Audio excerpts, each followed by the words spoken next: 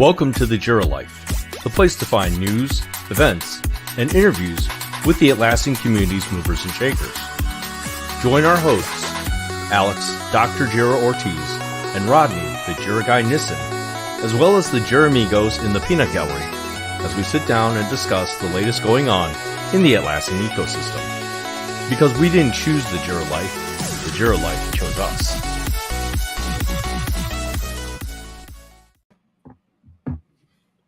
Hey, Alex. Hey, welcome. We're back to our normally scheduled time. I'm excited. I know. And we get to stay here all of this week. Oh, yeah. We're going to tell you why we got something big planned for next week, but we're going to talk about that a little later in the show. If you've been following us on LinkedIn, which, by the way, we now have a LinkedIn page for the Jira Life, follow that because that's where you get the latest news about when we'll be live for various weeks. But if you have been following that, you already know what's coming up next week. It's going to be an exciting week. I can tell you that much. And who do we have here? We got a cactus in the background. Yeah, so I'm Marc Brickley. I'm the product manager of ClearPath for Jira, and I'm also director of application services for Moser Consulting. That cactus is a very proud thing I have in my office. I won our fantasy football league, and that's our traveling trophy. So I like to have it in the background. So anybody who's in the league who joins like a Zoom call with me, it's a little bit of a rub-in, know, reminding them who won. I watched all like 5 or 6 seasons of the league, and I still have yet to figure out how fantasy football works. Well, there's different ways of doing it. But yes, there's some people who get real into it. I'll admit, back when I was in college, like I used to study at all my custom Excel worksheets, looking at statistics and trying to make predictions. Now I don't have time for that. It's just like, hey, I like that guy. I want him on my team. It makes watching the games fun. Well, when you go to team, are you planning on going Team 24 this year? Yes, we are. I'm real excited about it. It'll be my first time going. We actually have a booth sponsorship, so we'll be there showing off our app. It'll be cool stuff. No, exciting. I'm definitely going to stop by that booth. But I bring it up because sorry. Go ahead, Alex. I bring it up because we're going to have like we're going to have a moving like inside joke. So you're going to have to keep an eye out for the 3 members here of the Jira Life and see if we can catch on to our little. Man, it's going to be fun. It's going to be a great time in April. I can't wait to be there. Yeah, me too. I know I've heard you all talk about it in past episodes, and I've been trying to take little tips on kind of what to do, such as pack comfortable shoes and where to stay and different things like that. You know what? That is a great idea. We are going to have to do a Team 23, like the Thursday before the event. We're going to have to just do an entire session. The first half needs to be like how to survive Team 24. I mean, we could probably do the whole episode on that. What we should do is get a vendor who's had a booth and come and talk to us about how to survive it from the vendor's perspective. Because I'm assuming like you got to be talking a lot, right, to so many different people, and you're just standing the whole time, and you can't go to the sessions, and you're kind of just hearing things as people pass by. So you know who would be good to have both on from the partner perspective and from the attendee perspective? Ed Gale. Ed Gale, yeah, that would be good. He hasn't come back for season 2. We have to get him on the calendar. Not yet. Ed, well, anyway, I think you heard it. You're being called out. Yeah, Ed, we're coming for you. Especially after he wins the quiz whiz, because I'm on team. All right. I'm going to put a pause on that. We will get to the quiz whiz, but first, let's shout out to Peanut Gallery. We see Andy, Sean, we see Matt, Dor. Our question today: what is your favorite tech gadget, and why can you not live without it? Mark, why don't you share with us what your favorite tech gadget is? Oh, so I mean, it'd be too easy and safe to probably say a smartphone. How about a tech advancement instead of a tech gadget? Is that okay? Rotary dial? No. So I mean, I think we were talking about football a little bit earlier. But so like a decade ago, I'll tell you, when in live football games, they put in the yellow line with what the first down marker is and the blue line for the scrimmage. I'm telling you, the first time I saw that, it was like, whoa, like this is amazing. If I see a broadcast that doesn't have it, I'm like, Fun fact: it's not on the field if you go see it live. True. I learned that the hard way.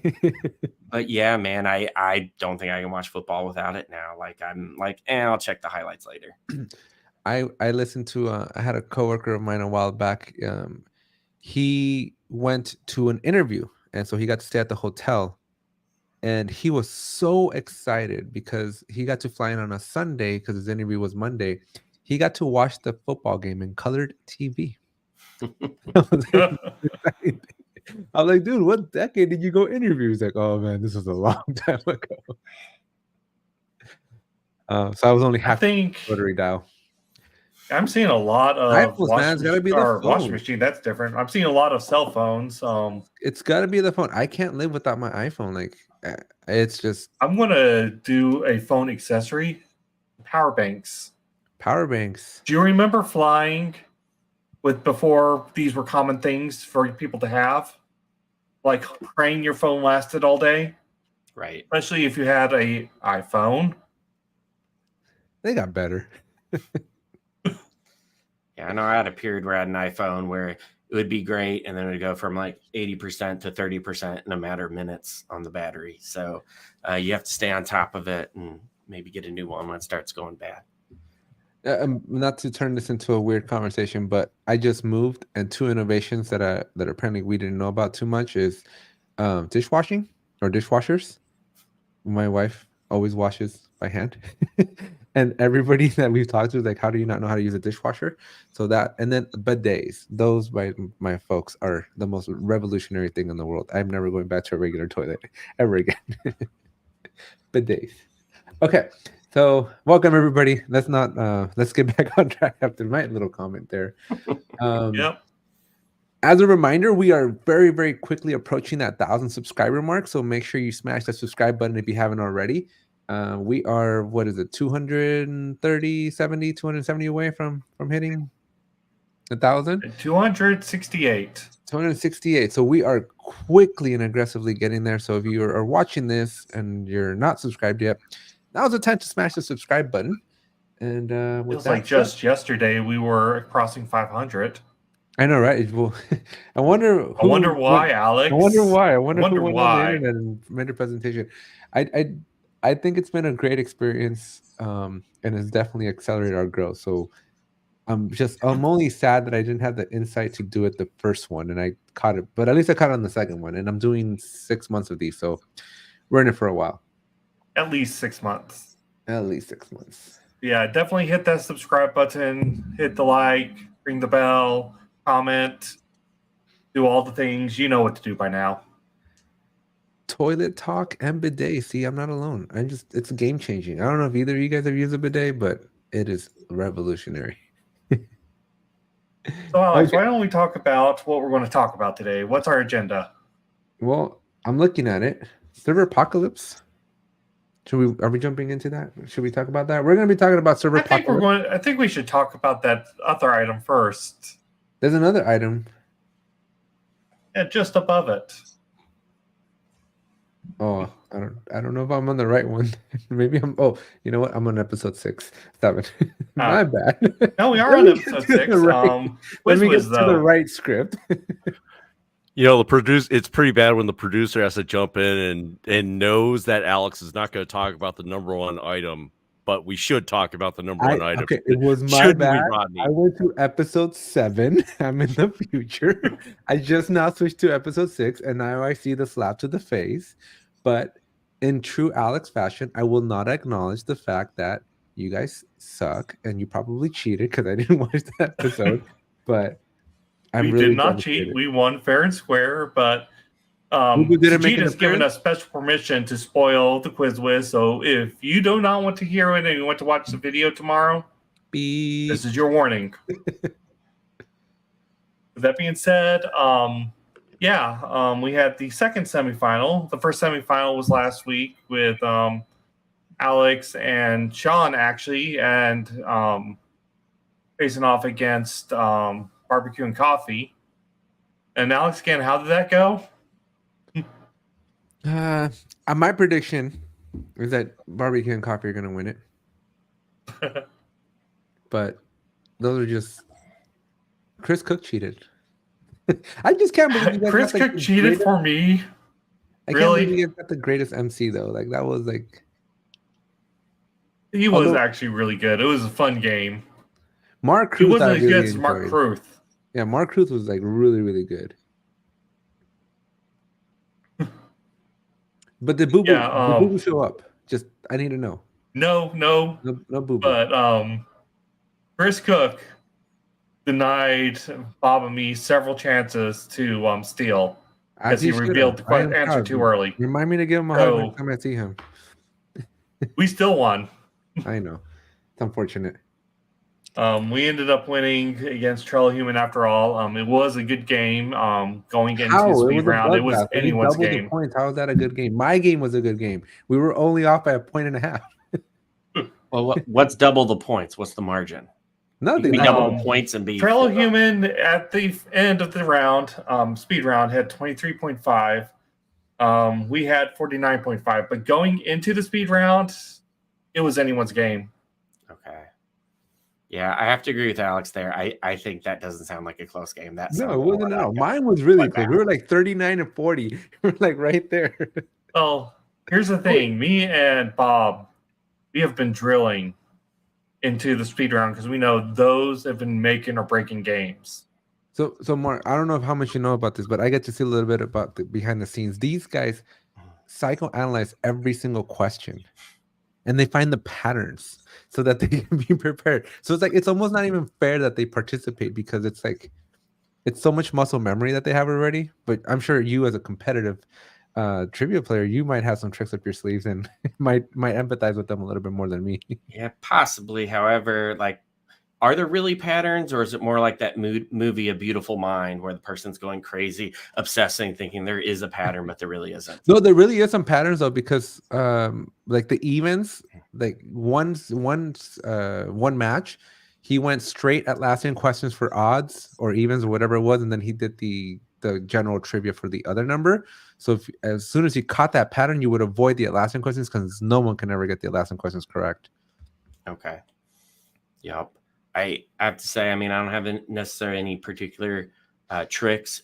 You know, trivia is just like sports, basically. The more you do it, the more you pick up on things, the more natural it is. I'll say way back in the day, like I used to watch Jeopardy every night. I remember being a kid. Me and my sister, we got out a Trivial Pursuit deck and we would just ask each other the questions. So it got to the point where 5 out of every 6 questions on a card I knew. But you did see patterns. A lot of times the answers are always kind of like the same people or the same events. They just ask it in a different way. He sticks to like the MCU. He sticks to soccer, which is an unfortunate decision that he made. Actually, there wasn't an MCU question. There was a DC question this time. What? Ooh, mixing it up.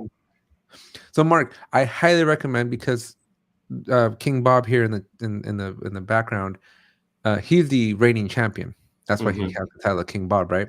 And I would love, because I mean, as much as I love Ed and Nikki, like, let's be honest, these two, they eat, sleep, and breathe QuizWiz, right? So it would be silly to think that they're gonna lose, right?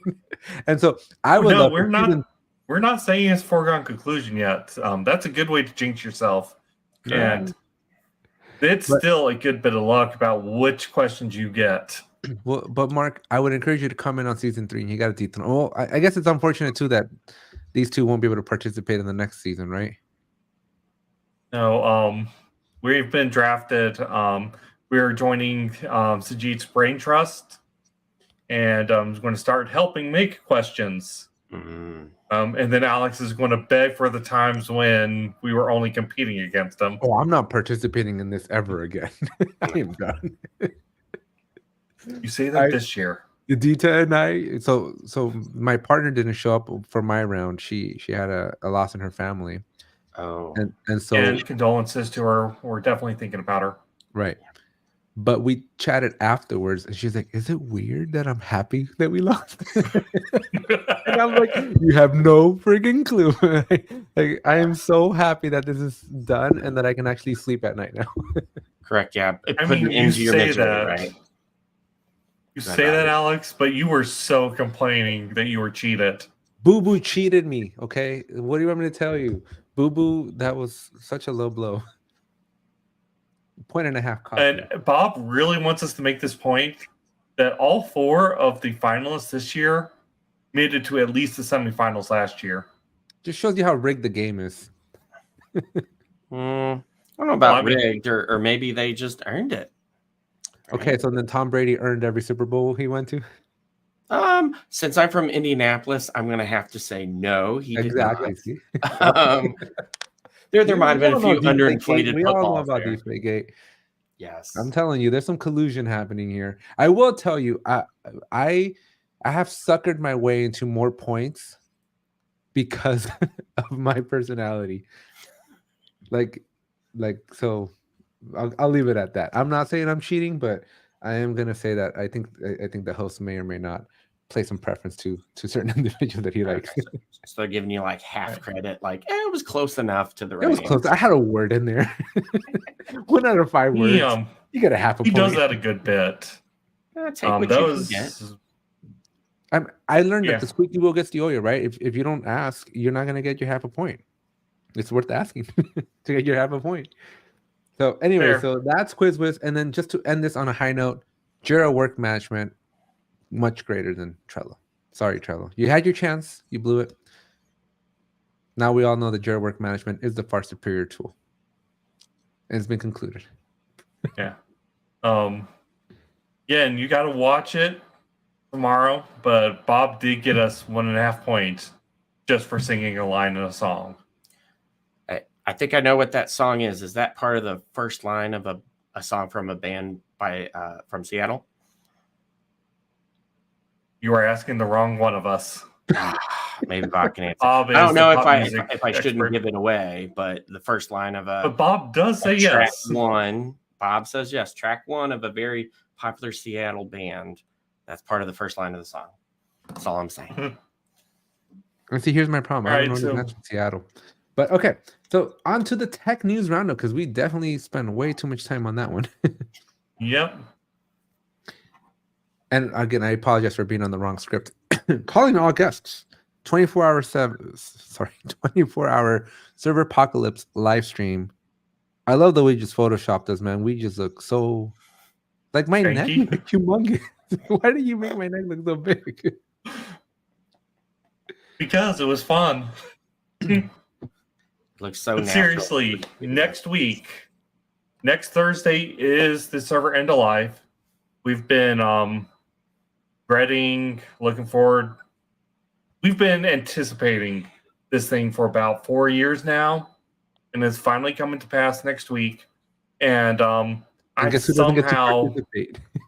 If you ask Alex, I bullied him into this, but I somehow convinced Alex that this is what we need to do the 24-hour live stream for. You all have been asking for it for months. Only one person has been asking for it for months. Let's be very, very honest. Yeah, it's Ajit. Only one. And I don't know, this Jira guy somewhere, he's been asking for it a lot too. You were supposed to do it for your 10K, but you decided to get off on technicalities. What was my technicality? You didn't get 10K before Labor Day. Oh yeah, well I had set the date, right? There's a milestone. If you meet it, you're accountable. If you're not, then sorry. The people could have voted and chosen by subscribing to the channel. They chose not to. But yes, Mark, I believe you're participating in this, right? And yes. What are your thoughts? Are you excited? What do you think? Well, I have to say, I've never used Jira Server. When I started using Jira, I was already on Jira Cloud, and that's all I've ever used. So for me, I'm not too concerned about it.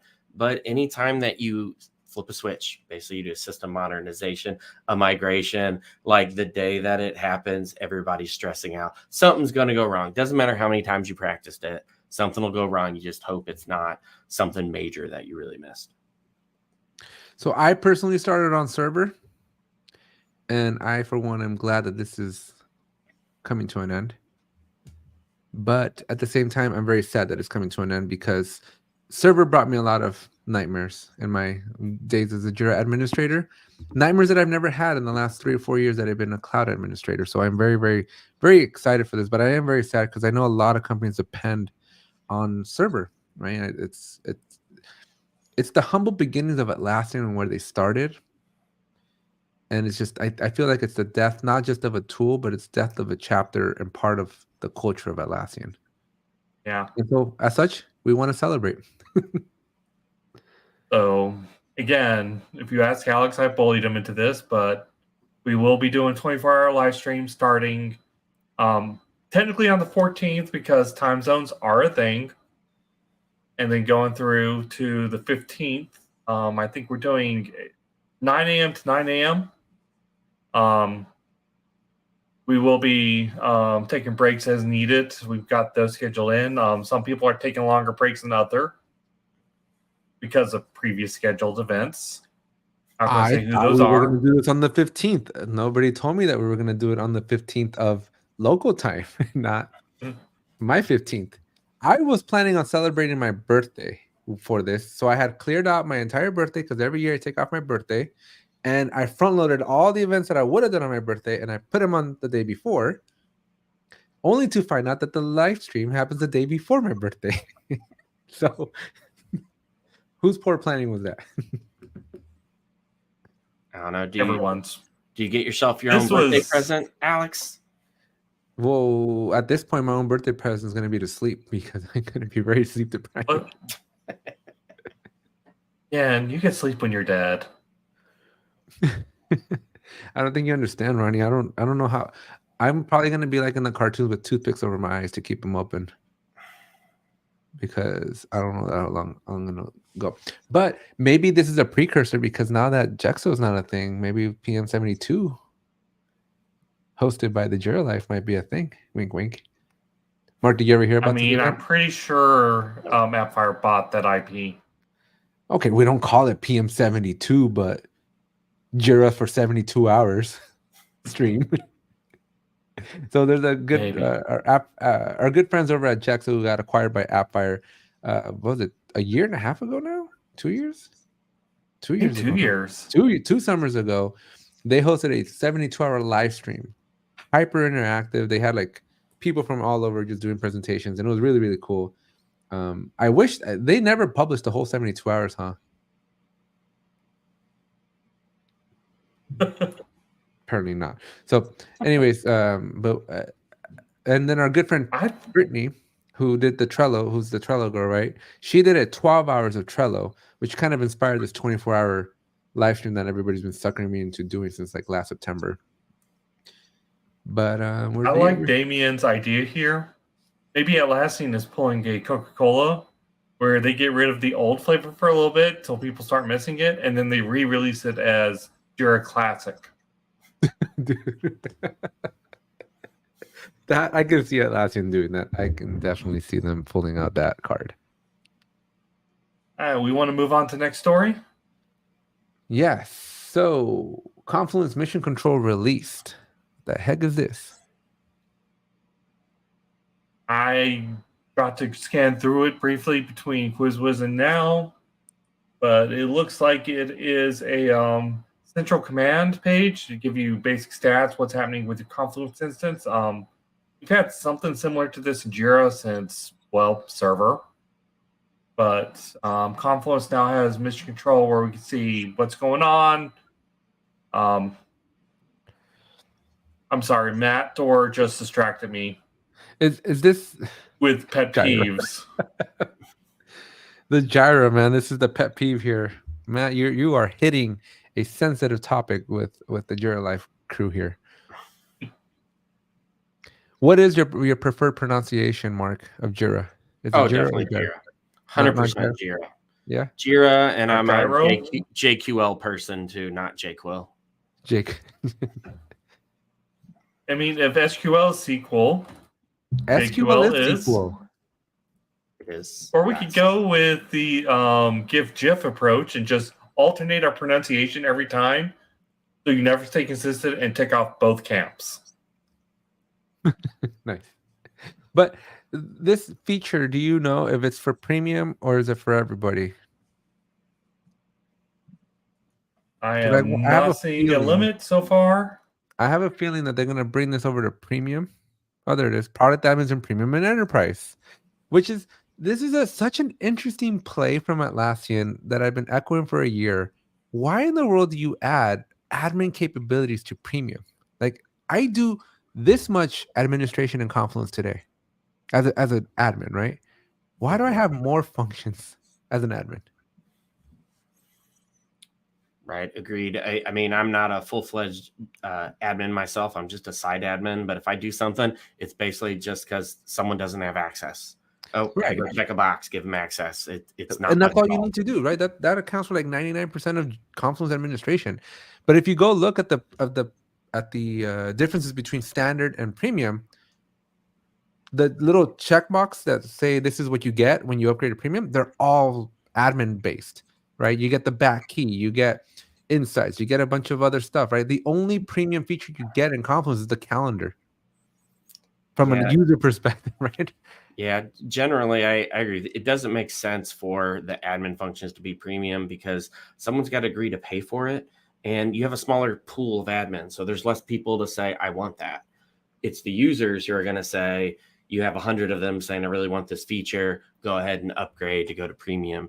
It seems like those user functions on a higher level tier would be a little bit more successful when it comes to like getting people to buy a higher license tier. Yeah, no, I just find it interesting that like on the Jira side, the functionalities that they release is very pro user, right? But on Confluence, like they almost take the opposite approach where like all the releases of features are not like they're just for the admins, and I don't know, maybe I don't use enough. Maybe it worries me that I'm not maybe I need to invest more of my studies and time into figuring out how to admin Confluence, but I feel like Let's get you with just this first certification done, and then we can talk about Confluence. In 48 hours, we'll get through it. But I will also tell you that my Confluence videos are the ones that do the worst. Like, there's not a whole lot of interest for the Confluence space. Sorry, Mr. Andy. Okay. I'll concur with that, Alex. I've watched your Jira videos in the past. I don't think I've ever watched a Confluence video. If I need to know something, usually you can just Google it. And in the first page you click, will probably have the couple steps you need to know if it's something. It's usually a fairly straightforward tool, Confluence. Yeah, the only cool thing is like exporting, importing spaces. That's really the only advanced thing you got to do. Dr. Jira, not Dr. Confluence. Exam is on Saturday morning. I got the email notification that my ID better match the name I registered with. So we'll see. I told my wife I got to get 39 out of like 70 something questions. So I just gotta, maybe people don't see you as an expert. You know what, Andy? You know what people don't see me as? A member of the community leader of the Atlassian community. No, I already talked to Carolyn and I told her I'm just gonna focus on being a creator. I think eventually there's going to be a divergence where some of the community leaders that are creators are going to focus more on content creation, because it's a commitment to be a community leader, but it's also comes with a bunch of benefits. But at least I get my Team 24 ticket, so I'm happy. That's something for the Atlassian creators we found out this week is we will be able to, well, those of us that weren't community leaders will be able to get into T24 and have the badge covered. Name another content creator that's not a community leader. Ray Foot. Okay, fine. Ray. 2. There's majority of the content creators are not community leaders. Give Ray like a month and she'll be a community leader. Okay. Maybe. Why in the world are we talking about quarterly earnings?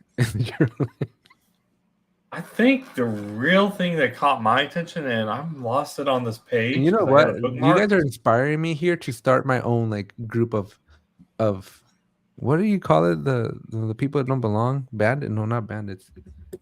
Outsiders, renegades, outliers, outlaws. My own band of outlaws.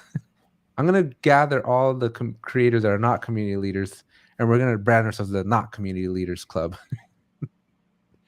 So a couple of points I really want to point out with this, and the reason we're covering this shareholder letter from Atlassian is Atlassian's had hit 2 milestones this past quarter. First is this is their first $1 billion revenue quarter. So, well, of course, they just it's raised all all those the price prices. increases, Makes but sense. still. But more importantly, what I really focused in on is they surpassed 300,000 customers. And again, Yeah, it was only 250 back in April. Yeah, Another 50,000 customers. They are still growing. I still think the biggest question though is what counts as a customer. I know, right? Just some random person signing up for Jira. Does my lone tested instance that I use for writing articles count? Do any of the Atlassian One instances count? What counts here? Damien has got everybody beat on this one, man. Not a leader, not a creator program. My certs are expired. Maybe the Jeremigos need to start owning the Atlassian Outlaw hashtag. I know, and I think we're gonna have to take that one. I did want to bring up something that's not in the news, but I think deserves a little bit of light, especially since we're running out of time here. Is your DC prices are going up February 15th. So by the time we stream, it would have already gone up for next week. So make sure you lock them in today. Yeah, get those stuff locked in, get your renewals in, because if you wait, it is going to cost you. First ever $1 billion revenue. All right, so we are quickly running out of time, and I want to give Mark as much time as humanly possible. So real quickly, this is the app of the week. Issue change history. I wanted to bring this one up because a lot of the people that I work with usually complain that they can't find the history of the issues. And they do, right? It's all in the history of the ticket, right? You got to go in there and look at it. But then you can't do anything with it, right? It's not an actionable thing. So this plugin that I saw here, I thought it was caught my eye because you can export those changes to a CSV.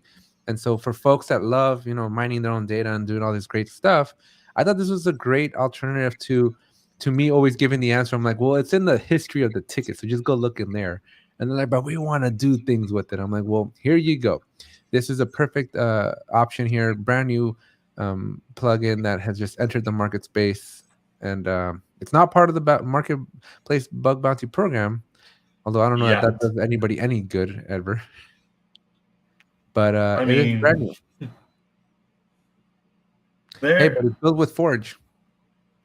It is built with Forge, and to be fair, when I'm with the company and I'm looking at an app to recommend, that's usually something I want to have as a checkbox. So when they ask about it, I go, oh, yeah, that's good. But what does that actually mean? It means they're, if a hacker finds a bug in the app, they get paid for that, which encourages hackers to responsibly report these issues rather than release them on the dark web and let people do whatever they want with them. Right, because the responsible hacker is going to report things. Actually, it happens a lot. There are people who make entire careers off bug bounties. No, I know. I'm a certified ethical hacker too, remember? but the malicious so one, you keep saying. This is when I gave up my certifications once I switched over to not wanting to ever be certified ever again.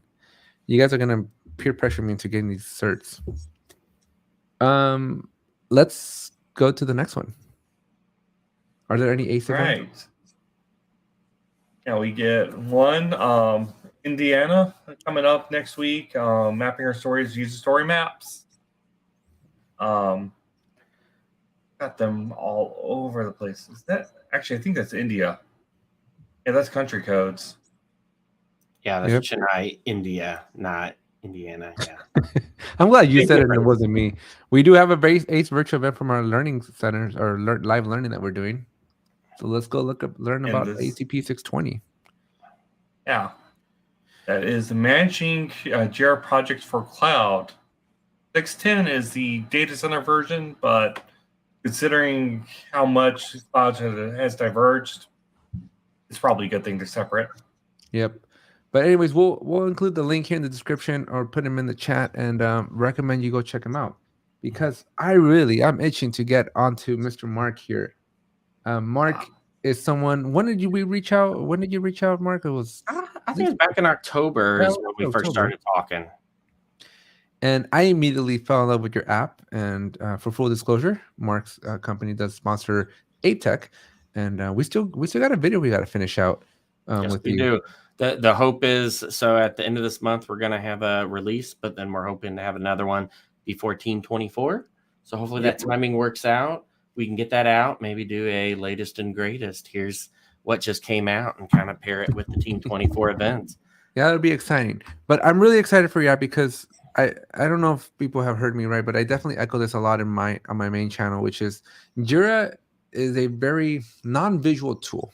Like, obviously you're clicking on a bunch of buttons, but when you're managing dependencies, when you're trying to visualize order of operations, when you're trying to understand what your team needs to work on and in what order, which is really, really important, right? You just can't do things, otherwise you don't get any traction, right? Seeing that in Jira is hard, right? That block by relationship, you got to go into those tickets. And if you're on a premium subscription, which doubles your price, you get a little bit of a better view, but again, it's still not very helpful. And so Mark here is the PM for ClearPath for Jira. And let me tell you, well, I'll let him tell you, right? But very, very excited to be getting to know you a little bit more, because this is a truly an amazing app. And I'm just curious to hear a little bit more about you and the origin story of you and the app. So with that, why don't you kick us off with, tell us your origin story. Sure. Thank you very much for the intro. I appreciate that. I'll just tell a quick little bit of the origin story, because I think some of that would be great to talk about during the 24-hour live stream next week. But spoilers. Spoilers. He's participating. Come back for more Mark after dark. Yes, Mark. Well, it'll be after dark for somebody. Somebody, yes, that is true. Somebody somewhere. But Rodney, just like you say, we didn't choose the Jira life. What did it do? Chose us. Your life chose us. Yeah. So I could say the same thing about product. I've been in a product owner, product manager position for 20 years, but people don't really go to school for that. I really went to school to be a developer. That's something that I really liked and enjoyed. Alex, I think you did the same thing, right? Didn't you go to school to be a developer? Rodney, you yourself, I think you talked about you switched majors while you were in college. Sometimes you're finding what your fit is. For me, it was not coding. I found out I'm a really good problem solver, but I'm just not really that great of a developer. So when I got out of college, where I started out working was really software test. And I had kind of noticed a trend of software projects get behind schedule, and they get way behind schedule, and they magically expect testers to make up all the schedule at the end all at once.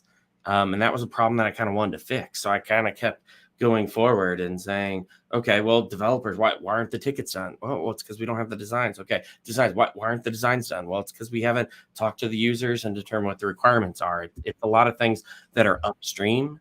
And in order for your project to be successful, it's really important to kind of start off on that right foot. So that's something I've been passionate about for a while. But specifically where we got ClearPath for Jira, it came from like a real life situation we have at Moser Consulting. We have a lot of different departments that do different services. I'm in the group that does custom application development for clients. A lot of companies, the commercial off-the-shelf products don't meet their use case. They really need something custom to drive their business, to power it. Maybe they need a custom integration. And one time we had a client who had come to us and they needed a lot of help. They needed it quickly. They needed something done in 2 months. And it was something that's very important to their business, that there's going to be very detrimental effects. And just looking at what they had, it was really something that was too much work to get done in 2 months if we did traditional Agile Scrum, where you have your sprints and you sign up for your work and you don't put 2 tickets in the same sprint that block each other. But me being the product owner, I was looking at it, I was kind of thinking about it in my head. I got the tickets in the Jira backlog. That's something that could be helpful for me to maybe share my screen a little bit, just kind of present that visual, because we are talking about a visual tool. Let me see if I can Absolutely. I don't know that we tested it though, but hopefully you don't have to log out and log back in. Okay, here we go. Dun, dun, dun. Share. Okay. So like you look in your Jira backlog and like you might have a bunch of tickets, but then how do these really relate to each other? I was talking to the Scrum team, the developers, about what we had to do. And I knew it was a tall order, but they're like, there's no way that we can do this. But then I'm like, okay, I think there is a path. So I kind of did my own visualization, and I'm going to give a disclaimer up ahead of time. I'm not great in the visual design tools. It's more about the content than how it looks. So no ragging on my design tools here. But basically, I just took all the tickets that we were looking at, and I had created my own little Figma diagram. I went in and I was doing screenshots of Jira tickets, putting in the number of story points, showing the dependencies. And a key thing that I'd point out to the team was, okay, here's the critical path. Here's the link of consecutive tickets that are going to drive our schedule. That's where it happens to be where the most story points are. So that's where our technical risk is. And it's also the path that had the most number of tickets. So whether we can do this or not is really dependent on, can we get these tickets done in 2 months? All the others we can fit in. We have the capacity, but if we can't get those done in 2 months, there's no way we can get this done. And then once they saw this, like the conversation started changing. It wasn't, we can't do this. It's, hold on, maybe we can. This ticket right here, we could subtask that out, and maybe we could have 3 people working on it. And then the kind of gears churning. And what had happened was we had reached kind of an ultimate goal that you have with Agile, is you want your whole team to get a shared understanding. Everybody understand the priorities, the challenges, and how to execute. They were finally in the product owner's brain just by giving this visual. How are the tickets? How are they laid out? And we were able to execute. We delivered in 2 months. And the way that we operated was definitely a big improvement. The team was already a good team, but we went from good to great. Our stand-ups, the way that they talked was great. It was, hey, my ticket's going out for PR today. It's on the critical path. Can somebody hop on it at lunch and review it so we can get it done and get to the next ticket? We were able to do something that originally that we thought wasn't possible, but we made it possible. It's kind of like Atlassian. What's their slogan this year, right? Impossible. Last year, though. What's that? It was last year's. Oh, last year. Impossible alone, possible together. Yeah, that was their whole tagline for the team conference last year. Okay. I don't know. Have they released this year? I know Andy's got to be either Andy or Robert are going to know what this year's is.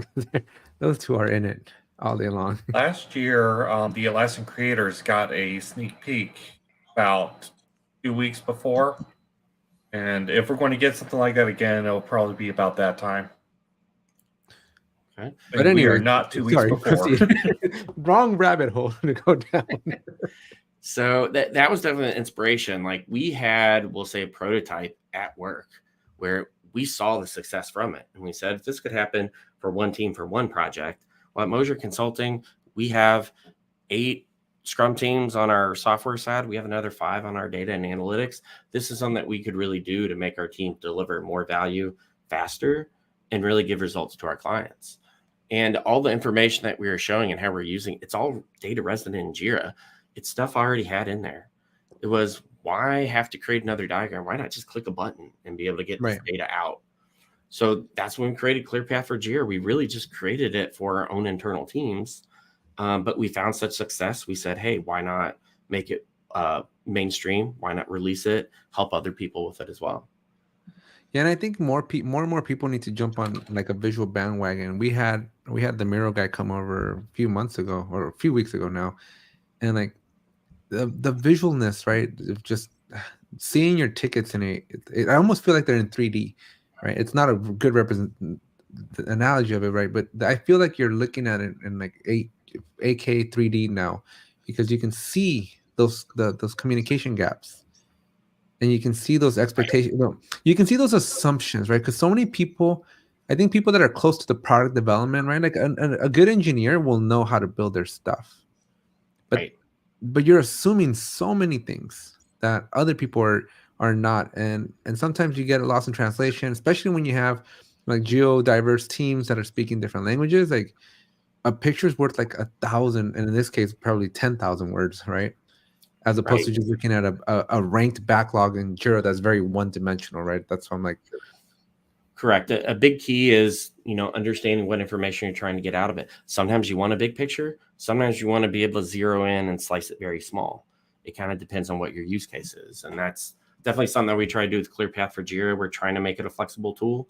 Of course, I have many things on the roadmap that I'd like to add. So we're Let always me add a few more. You're willing to share today? Yes. No. I don't want to. You gotta wait. You gotta wait. Competitors out there. You gotta wait till my video drops. Correct. But I can definitely show you a little bit more about what we have currently in production. If you're to download the tool, I'm going to take a page out of Greek tragedy books. I think Greek tragedies, don't they have a thing called in medias res, where really they start the story in the middle, give you kind of the meat, and then they kind of go backwards and show you the foundation. I'm going to kind of do that same thing. And in Agile ceremonies, I'm going to start at your backlog refinement meeting. I'm going to come in here and I'm going to pick an epic that I have set up. Of course, people do it different ways. The way that I train people is generally for what I have as an epic, which is traditional Jira software epic, not safe epic. I recommend 10 to 15 tickets in an epic. That's kind of a bite-sized piece. Let's say you're in a backlog refinement meeting and the team's seeing a functionality that they have for the first time. They're bringing in the epic. You've talked about the problems you're solving. You've done a walkthrough of all the UX that you have, the designs, the experience. And then you got to start walk through and start estimating very quickly just by pulling this up and seeing what the dependencies are. We lay them out in a vertical fashion. So the first ticket that should be implemented is at the top. And then the ones that it unblocks are the row below and the row below and the row below. We're purposely doing it in a fashion where you can get kind of like a mental image of sprints. A lot of tools that do visualizations, they're more like Gantt chart based. They're more timeline based. But in Agile, it's really all about the sprint. You sign up for a ticket. Is it going to be done at the end of the sprint? That's kind of what you care about. But this first ticket here, you could come in and very easily see for this new functionality that you have here, there's probably some sort of foundation work that the team needs to do. And when they put the story points on it, that's the ticket that they would put the foundational work in there. And then everything else is just deltas. The information that we show and how we show it, one of the things that we do on purpose to kind of differentiate ourselves is we try to model ourselves off of Jira patterns a lot. So our cards, our relationships that we have, our controls, it feels like part of Jira. It doesn't feel like some other bolted on product that's been added on. So that kind of creates that pleasurable experience. But let's say you're about to point this first ticket here. You can actually click on the ticket link here. It's going to bring up all the information so that you can see it. You can talk about it. If you have design acceptance criteria entered in, if they come in here and the team's estimated, you figured out, yep, it's a 13. I'm going to change this 8 to a 13 here. As you close it, it's going to automatically update the tool. So you can actually walk through all the tickets that you are grooming here in the tool itself. Once you've done the foundational one, you can move on to the next set of tickets. And everybody in the room understands how they build upon each other, how they relate. What we found is our backlog refinement meetings actually are faster. They take at least 15 minutes less time than what they used to. So right there, in a single month's time, if you think about like the number of people who are on a Scrum team, if you have 2 backlog refinement meetings a month, maybe you have 4, you already have a return on investment just from your meeting efficiency that you've gained just from this backlog refinement. Of course, estimates are good, but I'm going to take a step back. I know someone in the chat was kind of talking about building dependencies, that it takes a long time. So it's something that a lot of teams don't really bother with. That's actually one of the things that we have in ClearPath.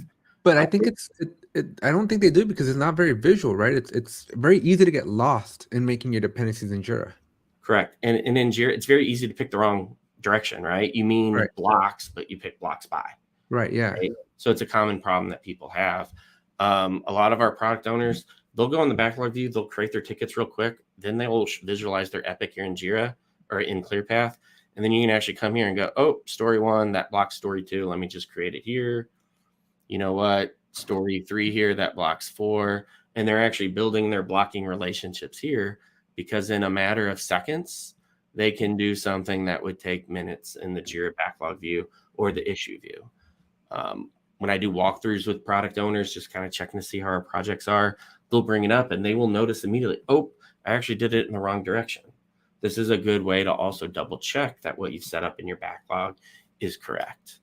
And that's something we've kind of purposely tried to do with ClearPath is it's not just a tool to visualize what you have, but it's a tool that should be synthesized in with your standard agile processes that you have. Similarly, I mentioned adding relationships, but you can actually select the link and delete it as well. We're looking to add more features along with this. That's a little bit teaser. Maybe at the end of the month, you'll see a little bit more functions when it comes to links and link management. But building the backlog is a really powerful thing here. With the filters that we have, I'm going to go back to that origin story that we talked about. We had a client where they had 3 months worth of work, really, and we were trying to figure out if we can do it in 2 months. How we organize things when it comes to product increments is we use codename releases. We give it a code name, so we bundle all the tickets together. Once the feature is actually complete, then we assign the true fixed version. So it's common for us to have something like a release called ClearPath MVP, and you might have all the tickets that are related to it assigned to it. This is a lot of tickets. It's 75 in this case. It took less than 5 seconds to load up. It gives you a nice visual image. You can zoom in and see any part of the tickets that you would like. The fact that we show the epic colors in there, I feel that it actually makes epic colors more powerful and meaningful than what they do in the backlog view, because this is actually a good way to quickly see, hey, these tickets are all red, these over here are all blue. That's actually giving you an understanding of the hierarchy of the tickets that you have while you're looking at them. An important part of kind of that origin story was that concept of critical path that I talked about. Critical path is a standard term in project management, and it hasn't really infiltrated agile philosophy much. It's something that I'm actually kind of surprised about, because it's a very good way to make sure whatever people are working on, it is the highest priority items. Yeah. I'm very used to working off critical path, so I was kind of surprised too. And a lot of teams that come from a traditional project management side, they're like, "How do we get a critical path?" And I'm like, "I can give you a half critical path through priorities, but it ain't very pretty." My next request, if I had to put in a feature request, in Microsoft Project, you do your start stop thing, like based on the due dates, based on when the previous task ends, and if something gets pushed out. That's something that if somebody could figure that out in Jira, I'm sure a lot of traditional PMs would be very happy.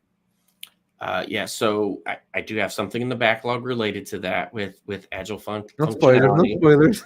And that's probably as far as I'll go. Yes, we've got some designs, not quite there yet. But I will say there was actually something Rodney talked about a couple episodes ago that we are actively working on. So maybe that's something for people to go back and figure out, kind of like Ready Player One, the movie, or something like that. Trying to go back through all the videos, see if you can piece together the clues. But critical path, like we have all this information in here. So yeah, what's really the priority? If we're trying to get this done and stay on schedule, how do we do that?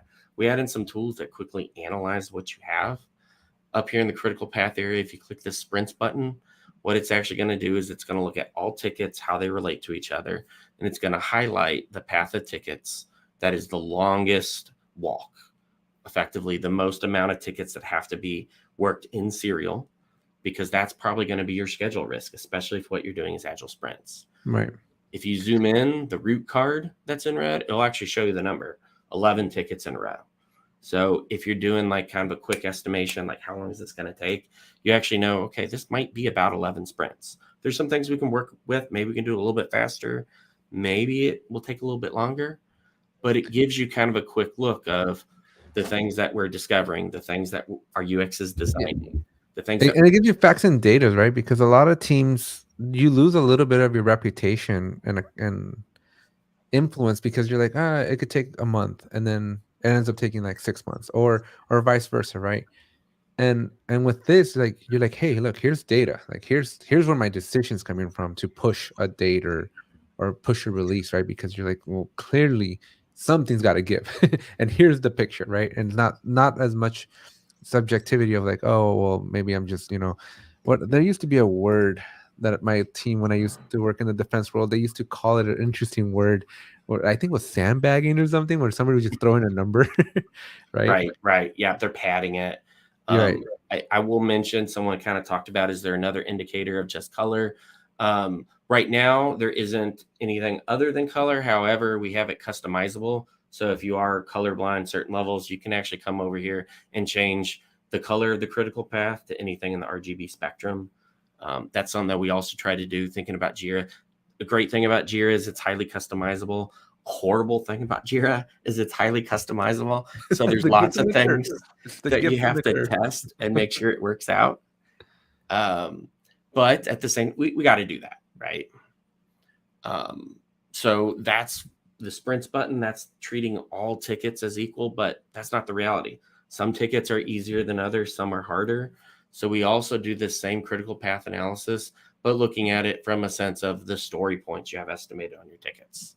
And in this diagram, I know we're zoomed out here a little bit, but I'll kind of toggle real quickly. You'll see that the path of critical tickets changes depending on which method you are. The critical path via story points, that's actually where your technical risk is. That's where you have the most risk that something's harder than what you thought it was, and it might actually get carried over to a sprint. So those are both two things that are really important to know where they are, again, to prioritize work, make sure you're staying ahead of your team, but also sprint planning. This is a tool that we use when we're starting a sprint and we put in the tickets that we have. Usually the tickets on the critical path, you want someone to pick it up on day one. If they're that important and that critical, you want to make sure you start them so that you can stay on schedule. So that's a tool that we use there. I could definitely talk more, but I think we're kind of running on time. Yeah. We got a couple more things that we want to ask you, but okay. I'm ready to ask you. Okay. I will say, if you're more interested in this tool, connect to me on LinkedIn. I'm happy to answer questions. I've got YouTube's videos out there. Check out our website. It's a cool tool. I'm happy to talk about it at any time. Yeah. We'll put all that stuff in the description. Put all that in the LinkedIn, how you get hold of him, Marketplace app, all that. But Mark, so the good thing is we didn't get to ask all the questions, but you are coming back for our server apocalypse. So we'll stay tuned, folks. We'll get to the rest of the questions. We had some really good questions here for Mark, but we're gonna, as recommended here by our producer, it's quick Quizlet. You gotta not put letters. Quick Quizlet time. Quick Quizlet time. You have a problem with alliteration? I do. I'm Mexican, man. That's no excuse. We'll do it in Spanish. Let's do the Quizlet in Spanish and see how you feel. We've already talked to you about this. You've seen the episode. You know how this works. 5 questions, A, B answers. Get some time to explain. So first one, what you call a carbonated sweet soft drink? A soda, pop, or Coke? Oh, perfect question. Coke. In Kentucky, all carbonated drinks are Coke. If you specifically want Coca-Cola, then you say Coca-Cola. A Pepsi's a Coke. A Dr. Pepper's a Coke. That's how I grew up. It's going to turn into a quick quesadilla. Matt, you know the way to my heart. Matt, I'm already hungry. Please don't tempt me. Oh, man. All right, so next question. Early bird or night owl? Naturally, I'm a night owl. However, I have kids. I have to get up for school every day and take them.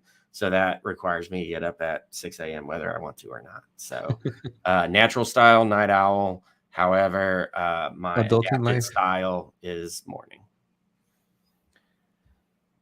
I don't think this one's fair since after the presentation we just got.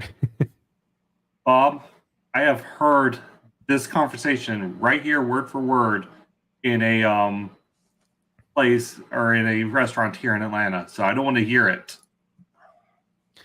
7. All right, next question. Sorry, tangents are a thing we do. Scrum or Kanban?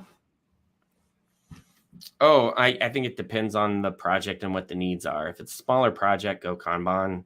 However, if what you're doing is a large project, a lot of stuff that I do is large. We're doing system modernizations in addition to some of our other products, such as ClearPath for Jira. And in that case, then I would do Scrum. So it's you getting called out on your answer, Mark. But Bob and I have the same wavelength. We were talking a little bit earlier, so I think he likes it. All right. So who is your preferred ultra-rich billionaire philanthropist? Bruce Wayne as Batman or Tony Stark as Iron Man? I'm not a comic book person. I'm more of a sporty guy. If I had to pick, okay, I'll go Bruce Wayne there. But yeah, I've never got much into comic books. However, there was a brief period where I got into Valiant. That was like a comic book series that came out. Liked Exo Man of War, Turok a little bit. Back in my middle school days, the bike riding days, but that's all I got there. Last one. All right, so last one. Is a taco a sandwich? Yes or no? So funny, we talked about this at the dinner table last night. So the answer is yes, and I can explain why. I do ask my kids some questions like this because I want to teach them to think about things on their own and kind of come up with that persuasive argument. A sandwich to me is a class of meals, and the main ingredients of it are you have some sort of bread product with meat or vegetables in between. And a taco satisfies that with the flour tortilla. I will say there's also a lawsuit at one point where there was a mall where they had an exclusive restaurant had an exclusive contract to be the only sandwich restaurant, and a Mexican restaurant opened up, and the sandwich restaurant sued the mall, saying you broke our contract because you let another sandwich place in. And the sandwich restaurant actually won. The judge ruled a taco is a sandwich, and it was a breach of contract. So I'm also going with a legal citation there. A taco. I will tell you, being Hispanic and eating tacos my entire life, not once have I ever considered it a sandwich. The local expert has ruled. Can you imagine, like, if I wanted to a taqueria overruled. and I'd be like, I'll take a sandwich, and they'd be like, they'd probably laugh me out of there. Oh, man. And then by that standard, is a burrito a sandwich? Yes, it's a sandwich, yes. Rollover. So is a hot dog. A hot dog's a sandwich. You know, it's meat in a Tortas I would kind of consider a sandwich. Maybe. That door's going back to the English common law here. Oh, no, not one of those. Sorry. No. Our country started in 1776. That's all that matters. From there. That's all that matters. Well, all right. So, yeah, that was the quick Quizlet. Thank you again, Mark, for being on. It's been awesome to have you. Awesome to learn about this tool.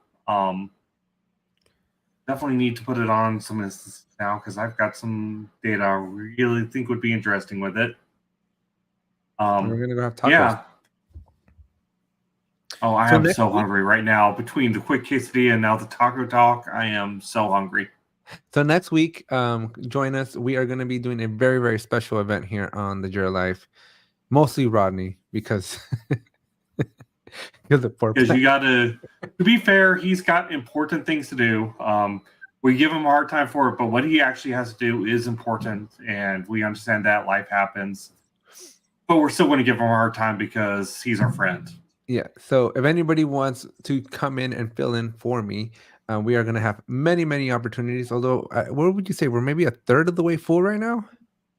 I think we're right at half full. Half full. So we're about halfway full. So if you guys are interested, let us know. We are more than happy to talk. 11 slots open of 24 total. So there you go. Over half full. Open.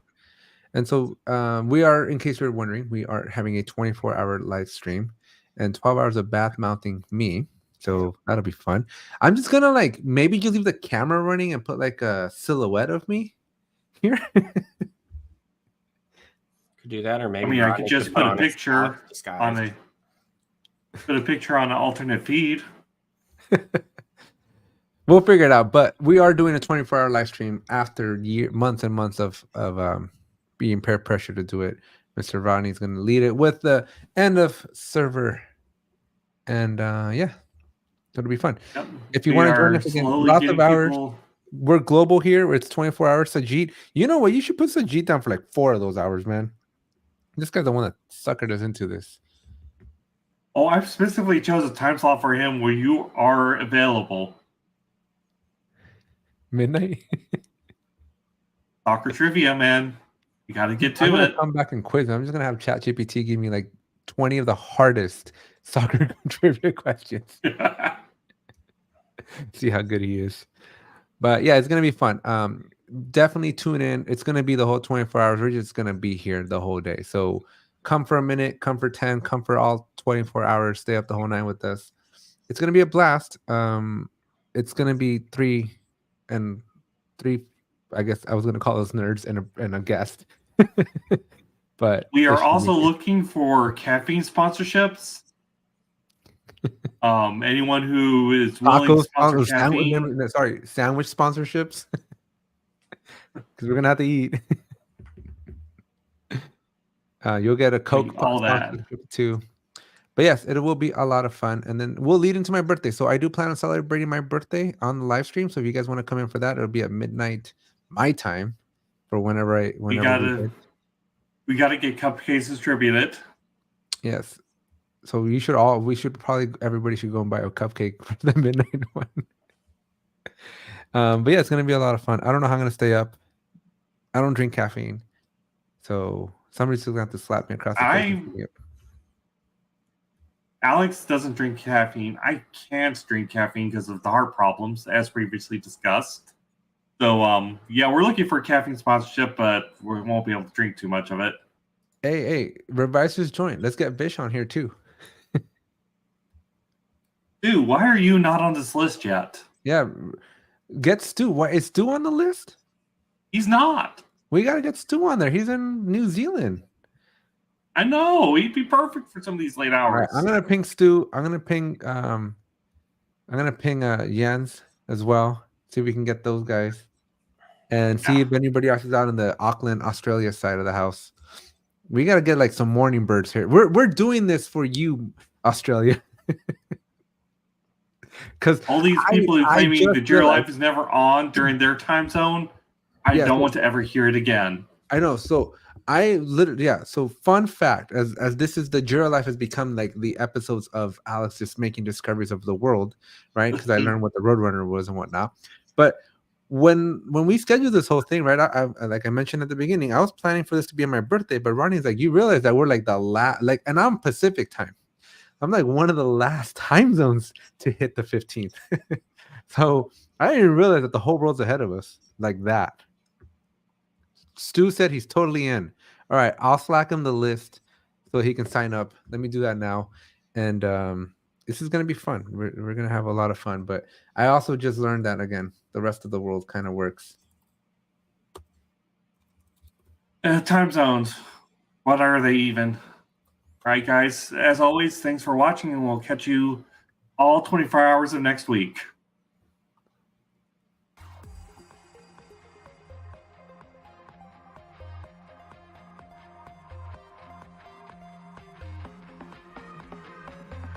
Thank you for listening to the Jira Life.